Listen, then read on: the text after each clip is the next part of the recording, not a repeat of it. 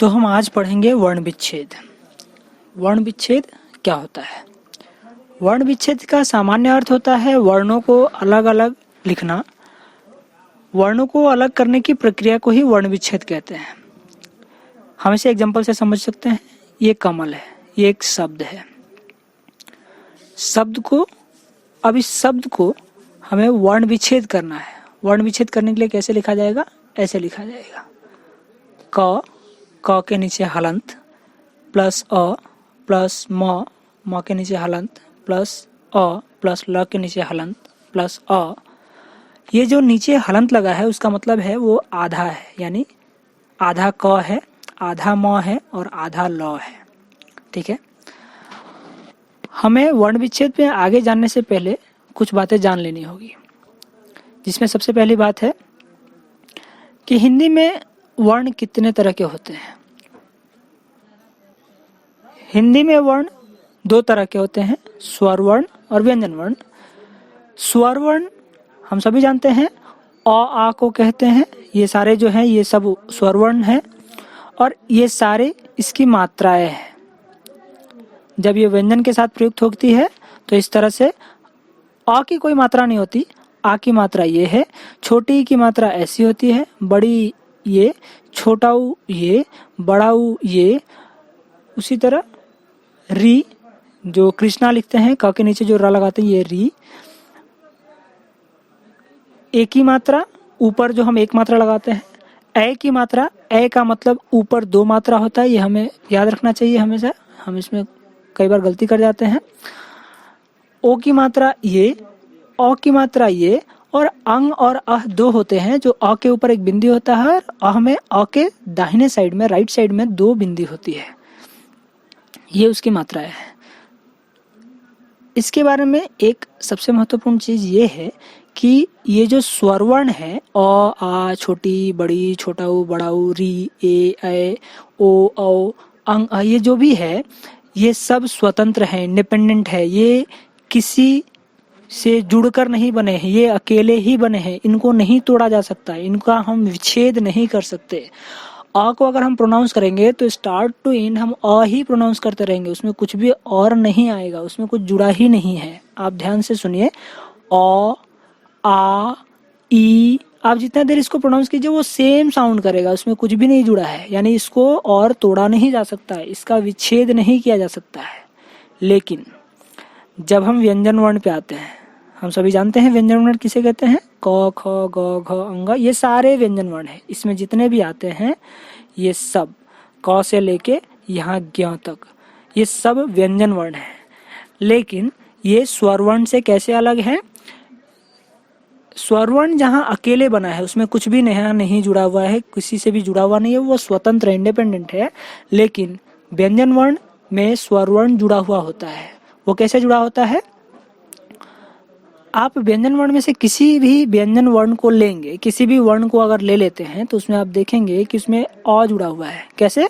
आप मान लीजिए क को लेते हैं तो ये क है, तो क में क्या जुड़ा है? अ। आप प्रोनाउंस कीजिए, आपको पता चल जाएगा।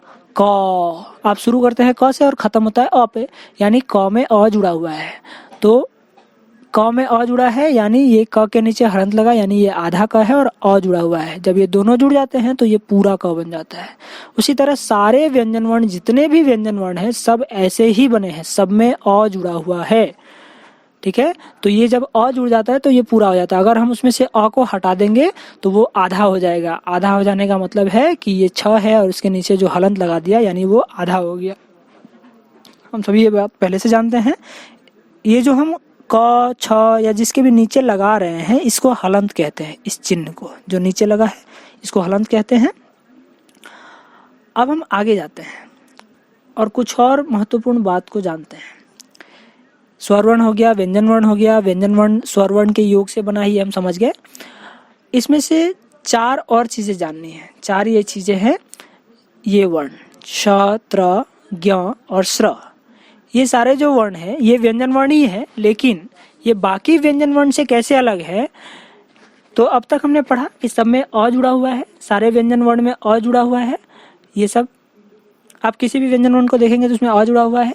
लेकिन इन सब से अलग अगर आप इन चारों व्यंजन वर्ण को देखते हैं, ये छ, फिर त्र, फिर ज्ञ और स्र, ये सब 2 व्यंजन वर्ण और 1 स्वर वर्ण जुड़ा हुआ है इन चारों में। जैसे छ में देखिए आप कैसे बना है ये, तो क जिसमें आधा क है, फिर आधा श है मूर्धन्य स, फिर अ जुड़ा हुआ है। इसमें अ तो है, लेकिन इसमें अ के अलावा एक और व्यंजन जुड़ा हुआ है, ये श जुड़ा हुआ है, यानी ये 3 मिलकर बना है। उसी तरह त्र में आधा त, आधा र और अ मिलकर बना हुआ है, तो ये त्र होता है। उसी तरह ज्ञ में ज, आधा य और अ मिलके बनता है। य के नीचे हलंत है, अब ध्यान दीजिएगा। बहुत लोग इस बात में उलझ जाते हैं कि ज्ञ ग और य मिलके बना है, लेकिन ऐसा नहीं है। ज्ञ ज और य मिलके बनता है, आप ये बात याद रखिएगा। उसी तरह श्र में तालव्य श, र और अ मिलके बनता है, ये बात भी याद रखना पड़ेगा। अगर इन बातों को आप ध्यान से नहीं सुनते हैं, याद नहीं रखते हैं, तो आप वर्ण विच्छेद ठीक से नहीं कर पाएंगे। ये सारी बातें जाननी आवश्यक है वर्ण विच्छेद के लिए। अब हम इसी वर्ण विच्छेद को एग्जाम्पल के सहारे पढ़ेंगे।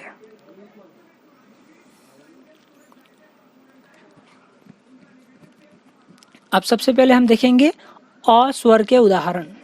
इसमें क्या होता है, कलम।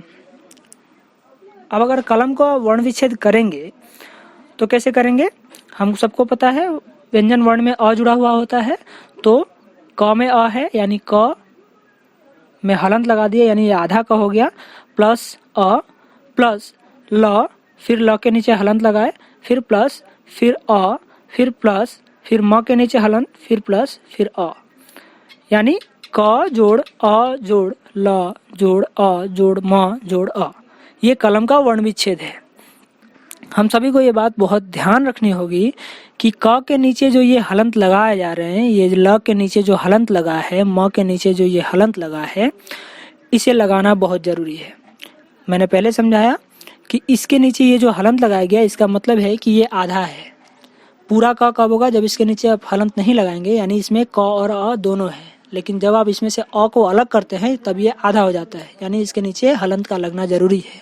अगर आप मान लीजिए कि कलम का वर्ण विच्छेद करते हैं और सब सही लिखते हैं, ये पूरा क जोड़ अ जोड़ ल जोड़ म जोड़ अ लिखते हैं, लेकिन आप किसी एक में, क में, ल में या म में किसी एक में हलंत देना भूल जाते हैं, तो ये गलत हो जाएगा।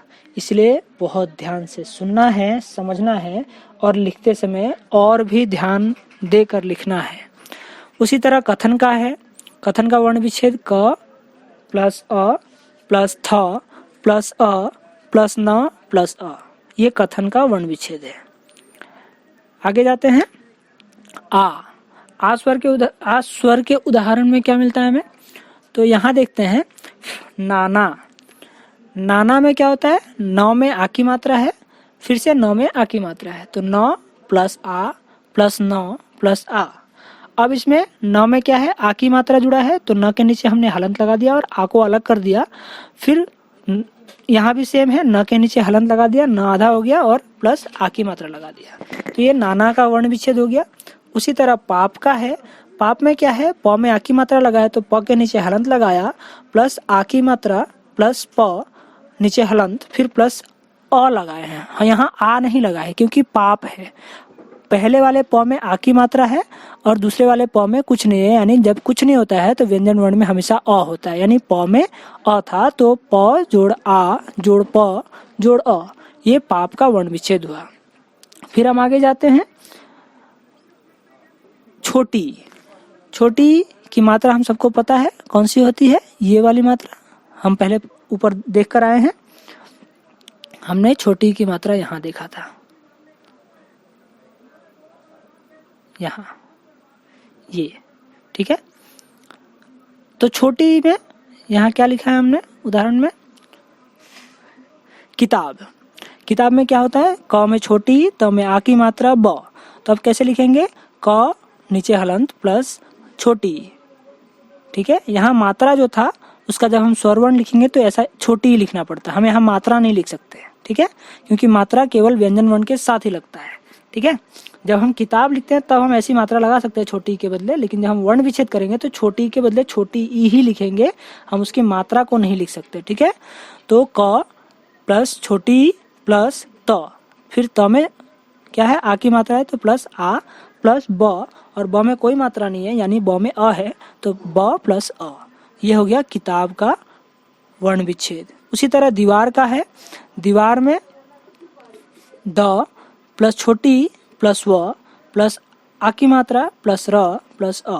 हम सभी को ये बात बार बार ध्यान से देखना है, समझना है कि जितने भी व्यंजन वर्ण होंगे जब हम वर्ण विच्छेद करेंगे तो व्यंजन वर्ण के नीचे ये हलंत की मात्रा लगाना ही पड़ेगा। अगर आप नहीं लगाते हैं तो ये गलत हो जाएगा, क्योंकि ये जब हम वर्ण विच्छेद करते हैं तो ये आधे हैं और आधे को बताने के लिए हमें वर्ण, माफ कीजिएगा, हलंत लगाना पड़ता है, ठीक है। आप ये ध्यान रखिएगा। फिर हम आगे बढ़ते हैं और बड़ी पर आते हैं। बड़ी का उदाहरण क्या है, तीर। तीर में क्या है, त में बड़ी है और र है, तो र में अ है और त में बड़ी है।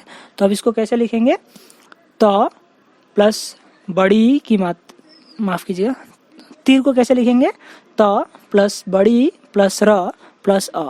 फिर कहानी आता है, क प्लस अ प्लस ह प्लस आ की मात्रा प्लस न प्लस बड़ी, ठीक है। फिर आगे जाते हैं, छोटा ऊ।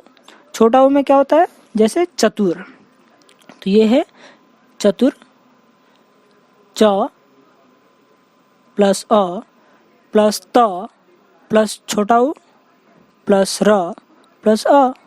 फिर अनुमान, अनुमान में क्या है, अ। ये अ हमने पहले ही बात किया कि अस्वतंत्र इंडिपेंडेंट है, इसमें कुछ भी जुड़ा हुआ नहीं होता है, ये जैसा है वैसा ही रहता है, तो ऐसा ही रहेगा, इसमें कुछ नहीं जुड़ा है, इसलिए अ है। और इसके नीचे याद रखिएगा, इसके नीचे हलंत भी नहीं लगाना है। क्यों, क्योंकि ये अपने आप में पूरा है, ये आधा नहीं हो रहा है। इसमें कुछ जुड़ा होता तब हम उसको जब अलग कर देते तो वो आधा होता, लेकिन इसमें कुछ जुड़ा ही नहीं है तो ये आधा ही हुआ ही नहीं है, इसलिए ये पूरा का पूरा ही रहेगा, ठीक है। इसमें कोई हलंत नहीं लगेगा। ये अ का जितने भी स्वर वर्ण है वो ऐसे के ऐसे ही रहेंगे, अगर वो इंडिपेंडेंटली आ जाते हैं तो ऐसे ही रहेंगे, ठीक है। उसके बाद न, फिर न में छोटा ऊ की मात्रा है तो न प्लस छोटा ऊ प्लस म में आ की मात्रा है प्लस आ लिख दिया यहाँ पे प्लस न प्लस अ। ये अनुमान का वर्ण विच्छेद है। फिर आगे आते हैं हम बड़ा ऊ, ठीक है। बड़ा ऊ में क्या होता है, जैसे चूक, च में बड़ा ऊ है तो च प्लस बड़ा ऊ प्लस क प्लस अ।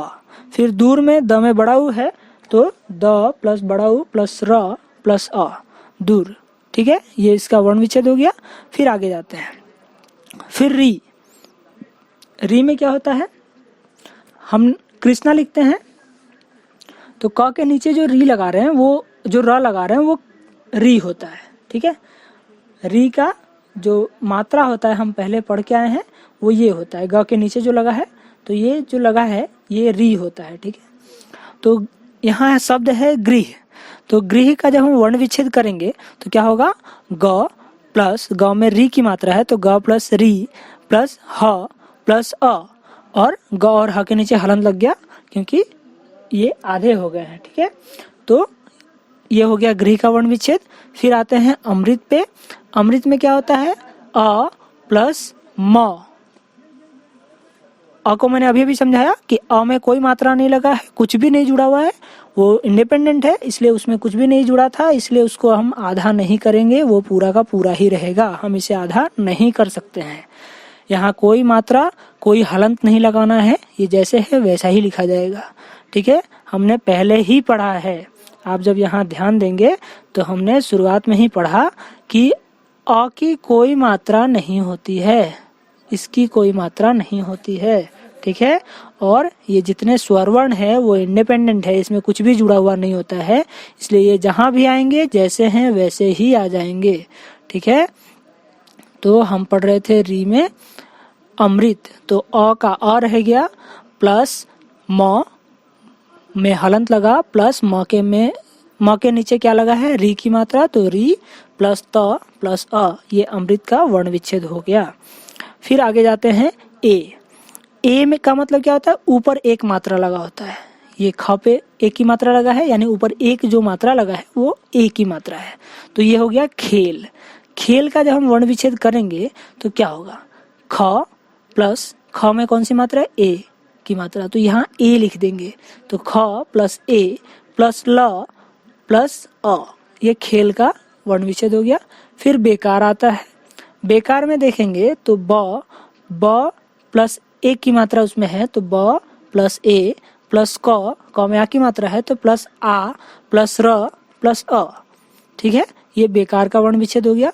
फिर उसी तरह आगे बढ़ते हैं और ए में जाते हैं। ये ध्यान दीजिएगा, ए का मतलब ऊपर एक मात्रा होता है और ए का मतलब ऊपर दो मात्रा होता है। ठीक, यहाँ पे आप देख सकते हैं बैठक में ब पे ए की मात्रा लगा है, ए का मतलब दो मात्रा होता है, ब के ऊपर जो दो लगा है ये ए की मात्रा है और ए ये होता है। ठीक है, तो बैठक का जब हम वर्ण विच्छेद करेंगे तो ब में कौन सी मात्रा है, ए की मात्रा है, तो ब प्लस ए। ठीक है, यहाँ आप ध्यान दीजिएगा, यहाँ ये है ए की मात्रा। ठीक है, ब प्लस ए प्लस ठ प्लस अ प्लस क प्लस अ, ये बैठक का वर्ण विच्छेद है। फिर देखते हैं तैयार में, ठीक वही चीज दोहराया गया है, त प्लस ए की मात्रा प्लस य प्लस आ की मात्रा प्लस र प्लस अ। तैयार में क्या कहा गया है, त प्लस ए प्लस य प्लस आ प्लस र प्लस अ, ये तैयार का वर्ण विच्छेद। फिर हम आगे देखते हैं ओ स्वर का उदाहरण, उसमें क्या है, सोना, सोना में स में ओ की मात्रा लगा है। ठीक है, तो क्या करेंगे, यहाँ पे स प्लस ओ प्लस न प्लस आ, न में आ की मात्रा था तो यहाँ आ हो गया। उसी तरह कोयला में क प्लस ओ प्लस य प्लस अ प्लस ल प्लस आ, ये कोयला का वर्ण विच्छेद हो गया। ठीक है, फिर आगे जाते हैं, ये ओ की मात्रा हम देख चुके हैं कि कैसे होता है, ये एक आ की मात्रा और एक ऊपर एक और मात्रा लगी होती है, सोना में और कोयला में ये ओ की मात्रा है। ओ की मात्रा में क्या होता है, ऊपर दो मात्राएं होती है, ये होती है।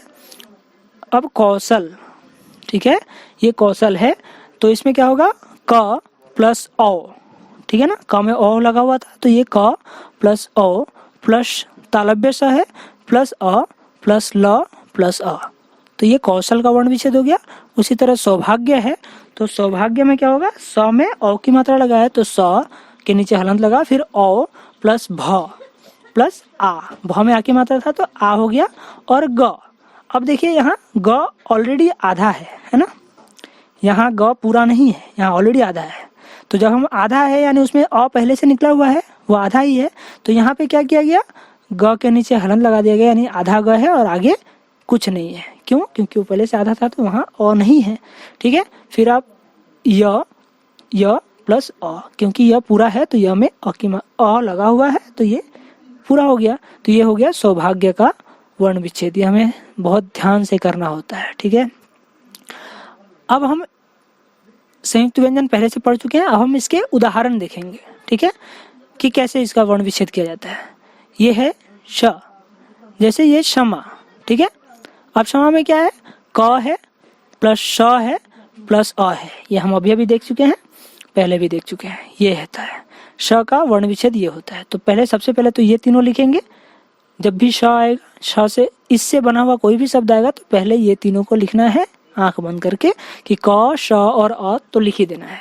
फिर आता है माँ, फिर क्या होता है, म प्लस आ की मात्रा इसमें लगी हुई है तो यहाँ आ गया और ये क्षमा का वर्ण विच्छेद हो गया। उसी तरह शिक्षा है, तो शिक्षा में क्या है, तालव्य सा है तो यहाँ लिख दिए, प्लस छोटी है तो छोटी लिख दिए, प्लस फिर शा है तो यहाँ क्या करेंगे, क प्लस श, और ये आ की मात्रा है, यहाँ आ की मात्रा लगा है इसलिए हम यहाँ आ लिख देंगे। ठीक है, तो ये हो गया शिक्षा का वर्ण विच्छेद। उसी तरह आते हैं त्र में, त्र का मतलब क्या था, त र और अ मिलके बनता है। तो चित्र है तो क्या है, सबसे पहले च है तो च लिख दिए, प्लस छोटी लिख दिए, प्लस त लिख दिए, र लिख दिए और अ लिख दिए, ये त्र का वर्ण विच्छेद था। तो ये हो गया चित्र का वर्ण विच्छेद। अब त्रिभुज है तो क्या है, सबसे पहले त र ई, त्र का लिख दिए और इस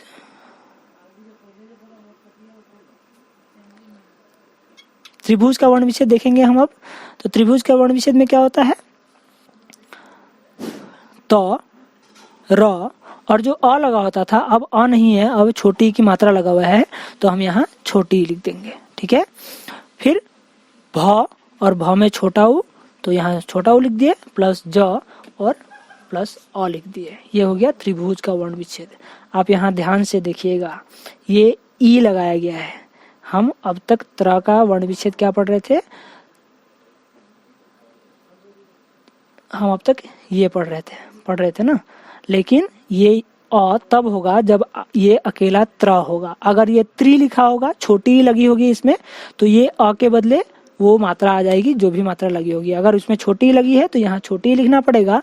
अगर त्र में बड़ी लगा दिया जाएगा, यहाँ से अगर बड़ी लगा के त्रि लगा दिया जाए, त्रि लिख दिया जाए, तो यहाँ पे ये चीज, ये अ बड़ी में बदल जाएगा, ठीक है। यहाँ पे जो भी मात्रा होगा वो यहाँ पे आएगा।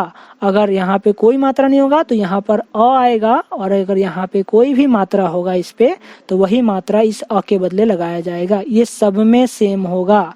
हम 6 वाले उदाहरण में देख सकते हैं, हमने यहाँ देखा ना कि श में क्या है, ये अ लगा हुआ है ना अंत में, लेकिन जब हम यहाँ शिक्षा का कर रहे थे वर्ण विच्छेद, तो क्या कर रहे थे हम, क श और अ होना चाहिए था, लेकिन श में आ की मात्रा लगवा, इसलिए हमने इसको अ के बदले आ लिखा है, ठीक है। तो यहाँ जो भी मात्रा लगी होगी अंत वाला वही लिखा जाएगा, ठीक है।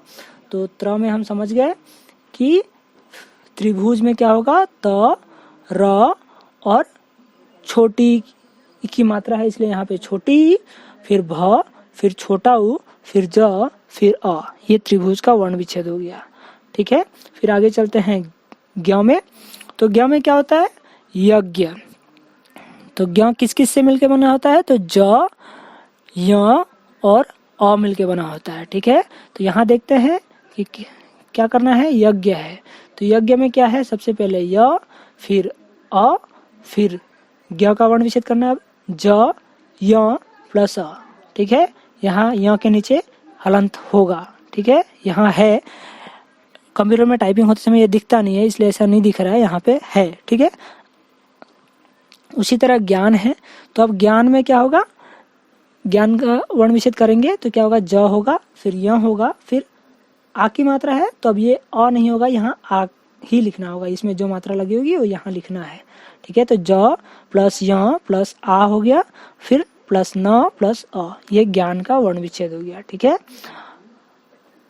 फिर आता है स्र, ठीक है। स्र में क्या बना है ये, तो तालव्य स, आधा तालव्य स प्लस आधा र प्लस अ मिलके बनता है श्र।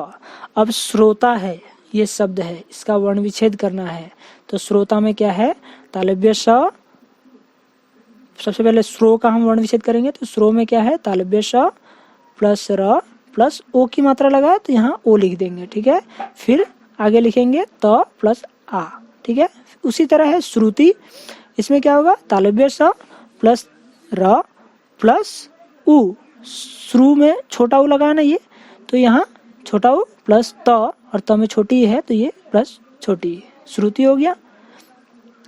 ये हुआ पूरा स्वर वर्ण, स्वर के हिसाब से सबका उदाहरण, ठीक है।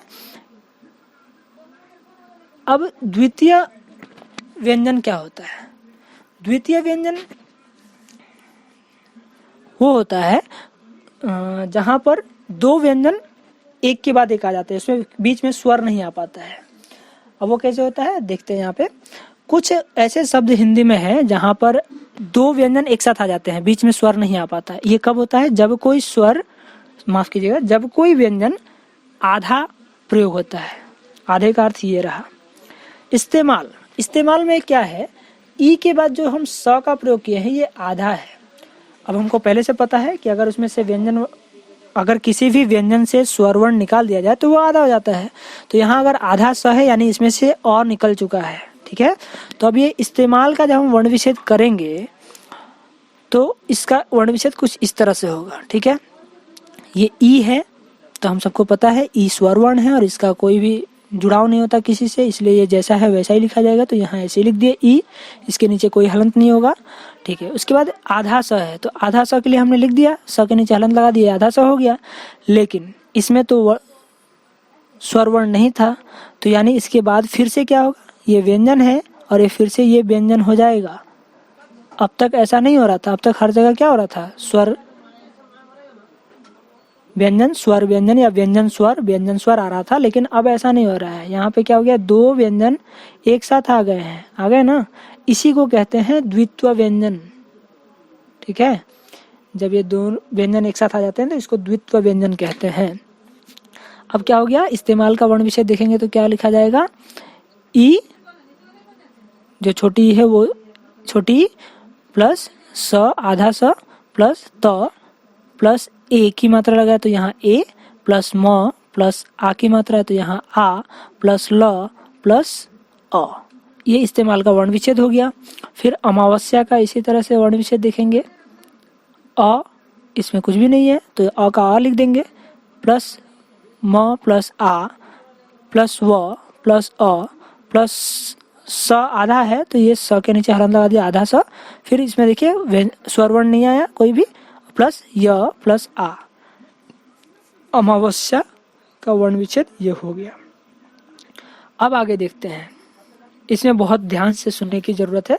अब तक हम जो पढ़ रहे थे वो सब एक ही जैसा था, तो हम समझ सकते हैं कि किसमें क्या हटाना है क्या जोड़ना है, ये लगभग एक जैसा दिख रहा था। लेकिन यहाँ बाकी नियमों से अलग हटकर समझने की जरूरत है। अनुस्वार क्या होता है, अनुस्वार ये जो बिंदी लगी है स के ऊपर ये अनुस्वार होता है, ये जो ब के नीचे बिंदी लगा है ये अनुस्वार होता है। तो ये कब प्रयोग होता है, तो आप जब इसको समझेंगे ध्यान से, जब इसको प्रोनाउंस करेंगे तो आप देखेंगे कि क्या प्रोनाउंस होता है। क्या हो रहा है यहाँ पे, संबंध, स के बाद म का प्रोनाउंस होता है, ठीक है। यानी पहला जो अनुस्वार लगा है, पहला जो बिंदु लगा है उसका अर्थ क्या है, म है, ठीक है। फिर दूसरा वाला ब पे जो लगा हुआ है उसके बाद हम प्रोनाउंस करेंगे तो संबंध, यानी ब के बाद न का प्रोनाउंस हो रहा है, यानी दूसरा वाला जो बिंदु है वो न बता रहा है, ठीक है। यानी पहले वाले बिंदु का मतलब है म और दूसरे वाले बिंदु का मतलब है न। अब हम ये कैसे पता करेंगे कि ये कौन सा बिंदु का मतलब म है और कौन से बिंदु का मतलब न है, क्योंकि आप देखिए यहाँ वर्ण विच्छेद में यहाँ म प्रयोग किया गया और यहाँ न प्रयोग किया गया है। और जब हम प्रोनाउंस करते हैं तो ये क्लियर हमें समझ में आ रहा है कि संबंध, स म ब न ध, संबंध, ये क्लियर प्रोनाउंसिएशन हो रहा है कि यहाँ पहले बिंदु का मतलब म है और दूसरे बिंदु का मतलब न है, ठीक है। अब क्या होगा, आप हमेशा याद रखिएगा, जब भी ये बिंदी जिस वर्ण के ऊपर लगा है, यहाँ किसके ऊपर लगा है, स के ऊपर लगा है, ठीक है। तो जिस वर्ण के ऊपर बिंदु लगा हो, अंक की मात्रा लगा हो या अनुस्वार जो है वो मात्रा लगा हो, ठीक उसके बाद जो वर्ण होगा, यानी उसके बाद क्या है, ये ब है, ब है ना, तो ब कौन से वर्ग में आता है, ब जो व्यंजन वर्ण है वो किस में आता है, इसमें आता है ना, प फ ब भ म आ रहा है ना। तो इसका आखिरी वाला वर्ण क्या है, म है ना, ये पांचवा वर्ग है ना, 1 2 3 4 5, ये पांचवा वर्ण है इसका, इस वर्ग का। तो ये क्या है, म है ना, तो ये म वहीं पर जाएगा। अब देखिए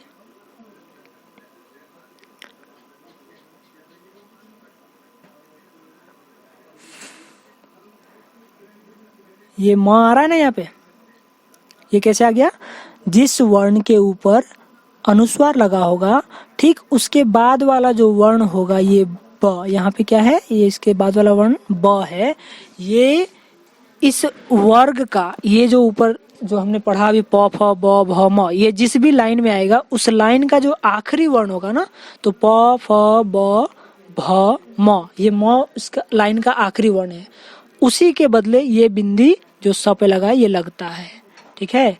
यानी जब भी कहीं आपको बिंदु मिले तो इसका मतलब समझ जाइएगा कि ये जिस वर्ण के ऊपर लगा है इसके बाद जो वर्ण है उसका आखिरी जो वर्ण आएगा उसी के बदले वो लगा है। आप ठीक इसी तरह देखिए न में भी आप देखिएगा ये ब के ऊपर लगा हुआ है, अब ब के बाद कौन सा वर्ण है, ध है, ठीक है।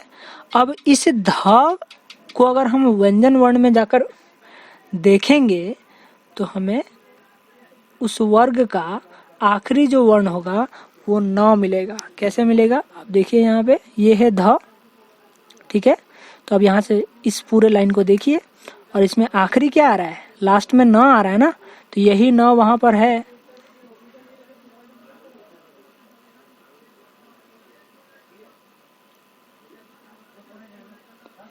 ये है ना न, ठीक है। तो आप ये हमेशा याद रखिए इस नियम को कि जब भी बिंदी लगा हो, अनुस्वार लगा हो, तो इसका नियम यही है कि जिस वर्ण के ऊपर लगा है उसके बाद वाला जो वर्ण है उस वर्ण के आखिरी में जो वर्ण आता है वो उसके बदले इस बिंदी का, इस अनुस्वार की मात्रा का प्रयोग होता है, ठीक है। तो संबंध में क्या हो गया? स प्लस अ प्लस म, और ये बिंदी का मतलब हमेशा आधा होता है, ये याद रखिएगा। इस बिंदी का मतलब अगर म है तो ये आधा म है, ये पूरा नहीं है, ठीक है। उसके बाद ब प्लस यहाँ अ होगा, गलती हो गई है, माफ कीजिएगा। संबंध का वर्ण विच्छेद क्या होगा? स प्लस अ प्लस आधा म प्लस ब प्लस अ प्लस आधा न प्लस अ, सॉरी संबंध का वर्ण विच्छेद क्या होगा? स प्लस अ प्लस आधा म प्लस आधा ब प्लस अ प्लस आधा न प्लस ध प्लस अ, ये होगा संबंध का वर्ण विच्छेद, ठीक है। यहाँ लिखा गया है, जो मैं अब तक समझा रहा था उसी बात को यहाँ लिख दिया गया है। जिस वर्ण में अनुस्वार लगा हो, यानी जिस वर्ण में अनुस्वार लगा हो, ठीक है,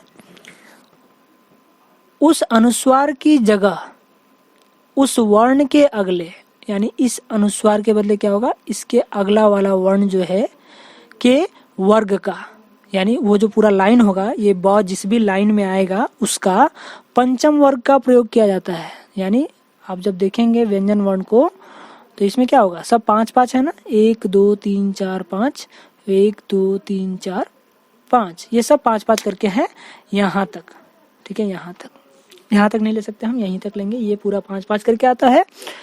तो इसमें जो भी होगा ये आखिरी वाले जितने भी हैं इसके बदले वो बिंदी लगता है। आप बस इतना ध्यान रखिएगा इस बात का, ठीक है।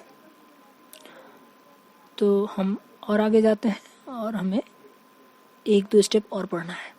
ये अनुनासिक कहलाता है। ये आ के ऊपर जो हमने चंद्रबिंदु लगा रखा ना, इसको चंद्रबिंदु भी कहते हैं और इसको अनुनासिक भी कहते हैं। तो ये जो अनुनासिक है, ये जब लगा हो तो हमें हमेशा जो भी शब्द मिलेगा उसमें जो मात्रा लगी है उसके हिसाब से हमें लिखना होता है। जैसे सांप है, तो सांप जब हमें होता है तो सांप में क्या होता है? स में कौन सी मात्रा लगा है? आ की मात्रा लगा है, तो आधा स हो गया प्लस आ की मात्रा और ये बिंदी यानी चंद्रबिंदु यहाँ पे आ जाएगा, फिर प्लस प और प्लस अ हो जाएगा। उसी तरह चांदनी में है तो चांदनी में भी सेम लिखना है, आधा च हो गया प्लस च में आ की मात्रा लगा तो आ लिख दिए, ऊपर चंद्रबिंदु लगा दिए, अनुनासिक जिसे कहते हैं लगा दिए, plus the plus a plus न प्लस बड़ी की मात्रा थी तो यहाँ बड़ी लिख दिया, चांदनी का वर्ण विच्छेद हो गया। अब हमें अंत में ये चीज जाननी बहुत जरूरी है। हिंदी में हम जो र लिखते हैं वो 4 तरह का र होता है। हम कृष्ण लिखते हैं तो क के नीचे री लगाते हैं, एक र लगता है। फिर अगर हम क्रम लिखते हैं, यहाँ जैसे लिख रहे हैं क्रम, इसमें भी र आया है लेकिन यहाँ र लिखने का तरीका अलग है। फिर एक कर्म शब्द है, इसमें भी र आया है लेकिन इसमें र लिखने का तरीका अलग है। फिर इसमें गुरु है, इसमें भी र आया है लेकिन इसमें जो मात्रा लगा है उसका लिखने का तरीका अलग है। और इसमें भी र आया है, इसमें भी मात्रा लगा है और इसमें मात्रा लिखने का तरीका अलग है। अब यहाँ देखेंगे क्रम में जब भी र किसी के नीचे लगता है, किसी व्यंजन वर्ण के साथ जब भी ये लगता है तो ये आधा होता है, ये हमेशा याद रखिएगा, माफ कीजिएगा। अब हम क्रम का वर्ण विच्छेद देखेंगे। क्रम का वर्ण विच्छेद क्या है? तो क आधा क हो गया प्लस आधा र हो गया, ये आधा र है, पूरा र नहीं होता। जब भी व्यंजन वर्ण के साथ इस तरह से र लिखा जाए क्रम, तो ये आधा होता है, ये याद रखिएगा। तो आधा क आधा र प्लस अ, ठीक है, क्योंकि क पूरा था तो ये अ अब यहाँ आ गया, प्लस म प्लस अ, ये क्रम का वर्ण विच्छेद हो गया, ठीक है। उसी तरह कर्म है, यहाँ भी जो म है वो आधा ही है, ठीक है। तो क्या होगा, क आधा क हो गया प्लस अ हो गया प्लस र। आप प्रोनाउंस कीजिए तो आपको पता चलेगा, ये जो र है ये क और म के बीच में प्रोनाउंस होगा, कर्म, कर्म, क र म, कर्म आ रहा है ना, तो ये र हो गया आधा र प्लस म और प्लस अ हो गया कर्म। फिर यहाँ आता है गुरु। गुरु का जब हम वर्ण विच्छेद करेंगे तो ग प्लस छोटा ऊ हो गया प्लस र, और र में जब हम छोटा ऊ लगाते हैं तो इस तरह से लिखते हैं, ठीक है ना। ग में छोटा ऊ लगाते हैं तो ये हो गया गु प्लस र, और र में जब छोटा ऊ लगाएंगे तो इस तरह से लिखते हैं, तो ये गुरु का वर्ण विच्छेद हो गया। और ये है जरूर, यहाँ भी र में लगा है, लेकिन ये यहाँ गुरु में जहाँ र में छोटा ऊ लगा था जिसको ऐसे लिखते हैं, जब र में बड़ा ऊ लगता है तब उसको ऐसे लिखा जाता है। आप ध्यान से देखेंगे तो अंतर समझ में आएगा दोनों रू में। ऊपर जो छोटा ऊ लगा है उसको लिखने का तरीका, और नीचे जो लिखा हुआ है बड़ा ऊ लगाकर वो र, ठीक है। तो जब हम जरूर पढ़ेंगे तो ज आधा ज हो गया प्लस अ छूट गया है, माफ कीजिएगा यहाँ गलत हुआ है, इसका वर्ण विच्छेद होगा आधा ज प्लस अ प्लस र, ठीक है। आधा र हो गया प्लस इसमें क्या लगा है, बड़ा ऊ की मात्रा लगा है तो बड़ा ऊ प्लस र और प्लस अ, ये जरूर का वर्ण विच्छेद हो गया। हमें वर्ण विच्छेद में इतना ही पढ़ना है।